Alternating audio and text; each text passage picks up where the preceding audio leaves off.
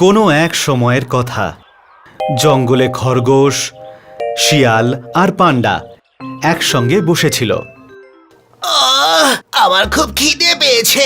পেটুক, তোর তো দেখছি সব সময় খিদে পায়। যাও গিয়ে জঙ্গল থেকে কিছু ফল খেয়ে নাও। আমাকে কিছু মিষ্টি বা অন্য কিছু খেতে হবে। তাহলে আলাদা মিষ্টি কোনো ফল জঙ্গলে নেই। আমি বলছিলাম আমার মিষ্টি খেতে ইচ্ছা করছে। কিন্তু দাদা, আমার কাছে তো মিষ্টি নেই। তিনজনই ভাবতে শুরু করলো। আচ্ছা, আমরা মিষ্টি বানালে কেমন হবে? তাহলে দারুণ হবে। কিন্তু আমরা কি বানাবো? পায়েস। পায়েসের নাম করতেই তিনজনেরই জিভে জল চলে এলো। আমি কিন্তু পায়েস খুব ভালো বানাই। তাহলে ওই কথাই রইলো, আমরা পায়েস বানাবো। একটা কাজ করি, আমি বরং বাইরে যাই আর জিনিসপত্র আনি। পান্ডা দাদা, তুমি পায়েসের জন্য চাল নিয়ে এসো। শেয়াল, তুমি দুধ আর আমি চিনি নিয়ে আসি। তিনজন বিভিন্ন দিকে চলে গেল। শেয়াল পৌঁছে গেল দুধওয়ালার বাড়ির বাইরে আর আড়াল থেকে দেখতে লাগলো। যখন দুধওয়ালা নিজের ঘরে গেল, তখন শেয়াল একটা দুধের হাঁড়ি চুরি করে নেয় আর ওখান থেকে চলে যায়। খরগোশ লাফাতে লাফাতে পৌঁছায় বানিয়ার দোকানে। তখন সেখানে কেউ ছিল না। খুব ভালো, দোকানে কেউ নেই।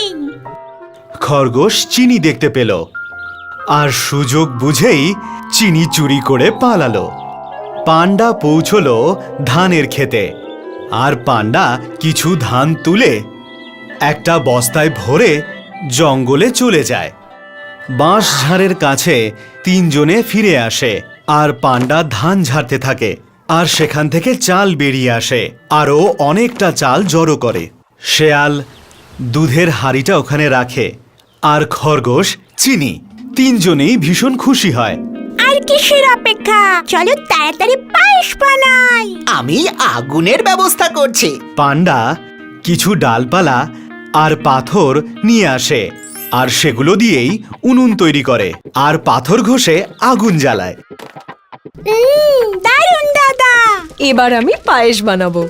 শেয়াল দুধের হাঁড়িটা আগুনের উপরে রাখে আর তারপর তার মধ্যে চাল আর চিনি দিয়ে দেয় আর একটা ডাল দিয়ে সেটা ঘোরাতে থাকে। তিনজনের নজর শুধু পায়েসের উপরেই ছিল।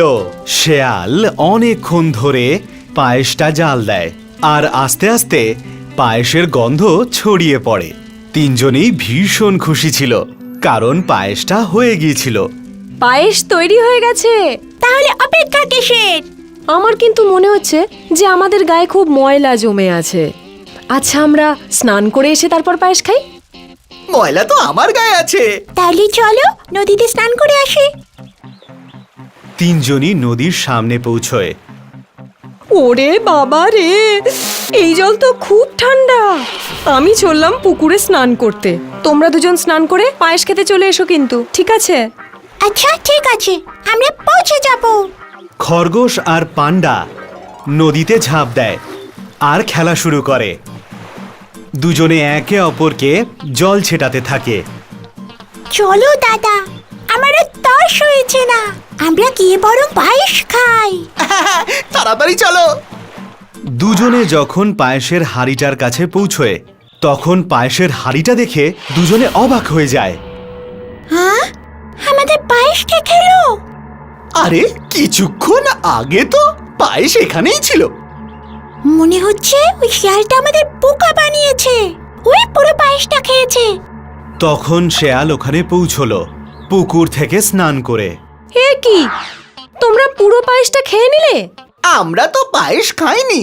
আমরা যখন এখানে পৌঁছলাম তখন হাঁড়িটা খালি পড়েছিল। কি? তাহলে এই পায়েসগুলো সব খেলো কে? ওরা তখন চিন্তায় পড়ল।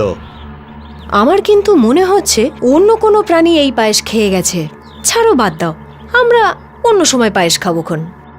শিয়ালের এমন কথা শুনে খরগোশের ওর উপর সন্দেহ হয়। পায়েস আমাদের মধ্যে কেউ খেয়েছে। কিন্তু কে? কে খেয়েছে সেটা এই পাত্রটা বলবে। চলো আমার সাথে, চলো সবাই। তিনজনেই এই হাঁড়িটা নিয়ে নদীর ধারে পৌঁছে যায়। আমরা এই হাড়িটা দিয়ে কি করব? আমরা এখন এই পাত্রটাকে নদীতে ভাসাবো উল্টো করে, আর এটার উপর বসে বলবো পায়েস আমি খেয়েছি, আরে আমি নদীতে ডুবে যাব। আর যে সত্যি সত্যি পায়েস খেয়েছে সেই নদীতে ডুবে যাবে, বুঝেছো? হ্যাঁ, ঠিক আছে। তাহলে তাহলে সবার আগে কে যাবে? খরগোশ নদীতে হাঁড়িটা উল্টো করে ফেলে আর তার উপর চড়ে বসে। যদি আমি পায়েস খেয়ে থাকি তাহলে আমি নদীতে ডুবে যাব। খরগোশ নদীতে ডুবে যায়নি। তারপরেও বলল, শিয়াল, এবার তোমার পালা। শেয়াল ভীষণ ভয় পেয়েছিল, তবুও ও হাঁড়িটার কাছে যায় আর ভয়ে কাঁপতে থাকে। যদি আমি পায়েস খেয়ে থাকি। আমি আগেই জানতাম তুমি মিথ্যে কথা বলছিলে। মিথ্যে কথা বলার জন্য তোমার পা কাঁপতে লাগলো আর তুমি পড়ে গেলে। তুমি যেটা করবে সেটা আমরা ভাবতে পারিনি।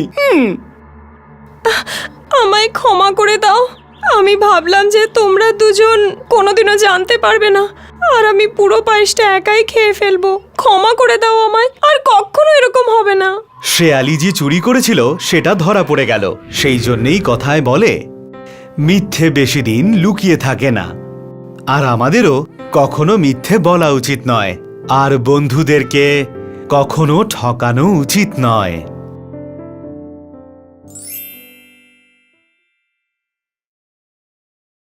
যদি আপনারা আমাকে এইভাবেই দেখতে চান তাহলে এই ভিডিও অবশ্যই শেয়ার করবেন, আর হ্যাঁ, এই চ্যানেলকে সাবস্ক্রাইব করতে ভুলবেন না।